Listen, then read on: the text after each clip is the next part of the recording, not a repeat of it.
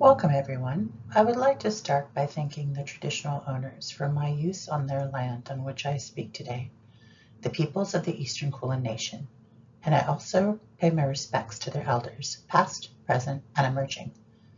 Today I will be evaluating the validity and reliability of the measurement tools used in a study that assessed the effectiveness of a digital cognitive behavior therapy for insomnia and emotion regulation intervention in workplace settings by Mukhtarian et al. 2025. The study measured insomnia, anxiety, depression, well-being, job satisfaction, and work productivity. Examining the validity and reliability of these tools is critical to understanding the credibility of the study's findings. The study examined the impact of a hybrid CBTI plus ER intervention designed to improve insomnia and mental health symptoms in workplace settings. The intervention combined self-guided digital modules with therapist-led video sessions.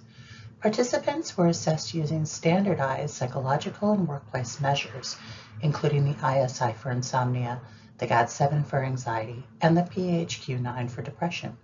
The study also assessed workplace productivity using the WPIGH, job satisfaction for the IJSS, and well-being using the WebWOS. The study concluded that the hybrid digital intervention combining CBTI and ER, when delivered in a workplace setting, is effective in significantly reducing symptoms of insomnia, depression, and anxiety among working adults.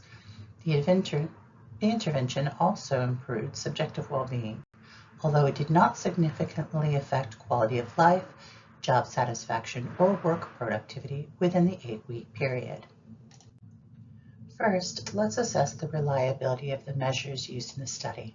Looking at the table, the ISI, GAD-7, PHQ-9, and WebWOS all demonstrate strong internal consistency, with Cronbach's alpha values above 0.85.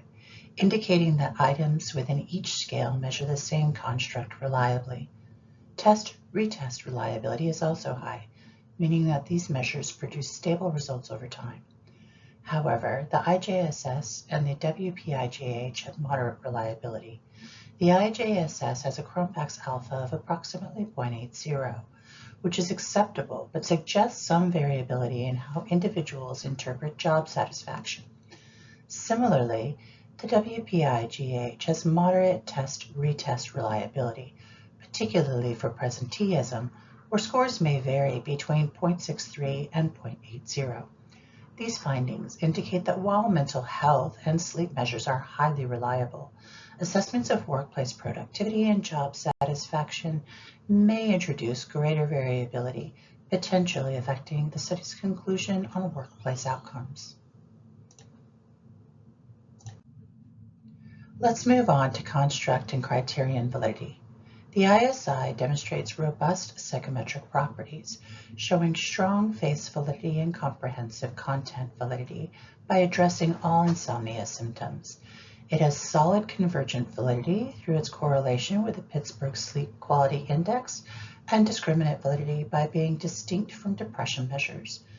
The ISI also distinguishes between clinical and non-clinical insomnia, predicts long-term sleep impairment, and correlates well with the sleep diary measures, supporting both its predictive and concurrent validity. Similarly, the GAD-7 displays strong face validity and covers the full range of DSM anxiety criteria.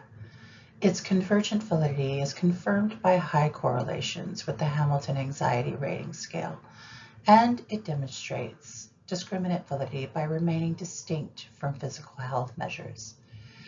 It effectively differentiates anxiety severity levels, predicts future anxiety disorders, and aligns with clinician-administered anxiety scales. The PH9 is also well validated with strong face and content validity.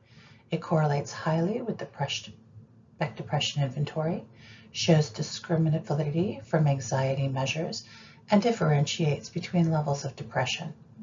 Its ability to predict long-term depression risk and its correlation with the Hamilton Depression Rating Scale further reinforce its predictive and concurrent validity.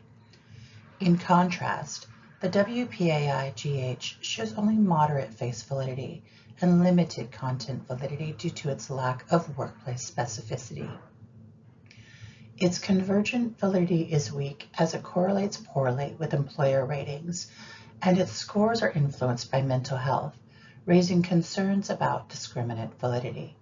Although it can differentiate productivity in clinical and non-clinical groups, it lacks predictive strength and correlates weakly with employer-reported performance. The IJSS similarly shows only moderate face validity and limited content and convergent validity.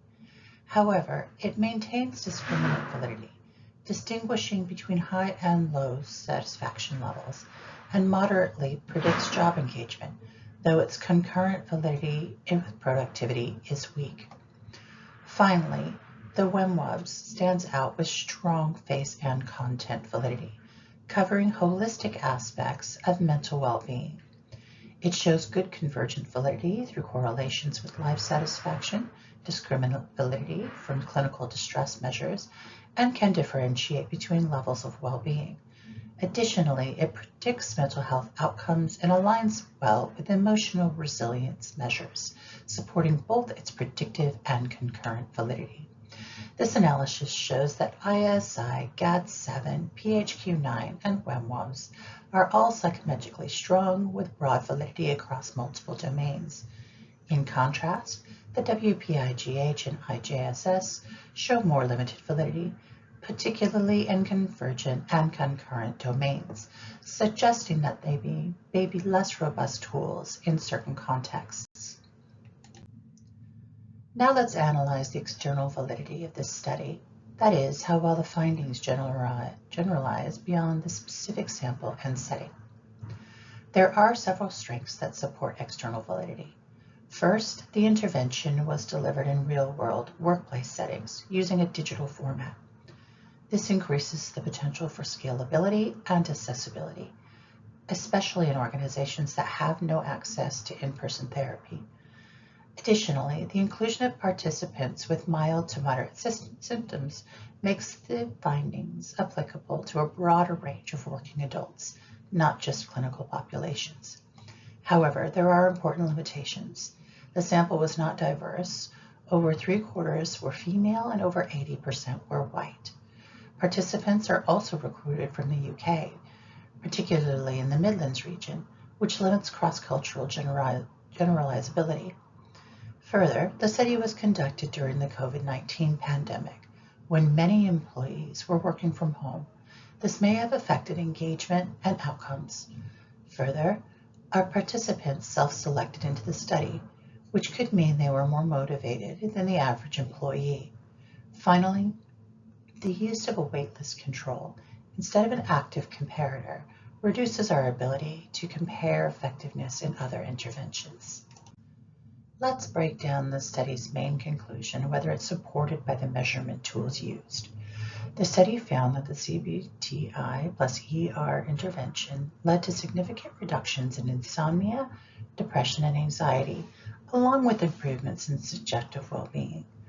However, no significant changes were observed in work productivity and quality of life.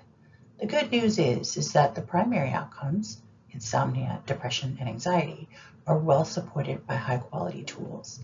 The ISI, PHQ-9, and GAD-7 are all highly validated, reliable, and widely used in clinical research. The WMWBS, which was used to measure well-being, also has strong psychometric support. On the other hand, the productivity and job satisfaction, the tools used, the WPI-GH and IJSS, have moderate validity and reliability. They are less specific to workplace nuance and don't correlate strongly with objective measures like employer performance and ratings.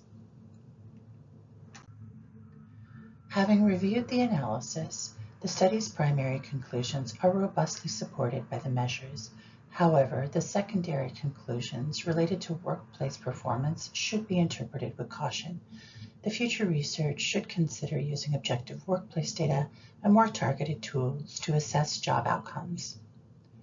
Thank you for taking the time to attend this presentation, and please feel free to reach out to me directly should you have any questions regarding this analysis.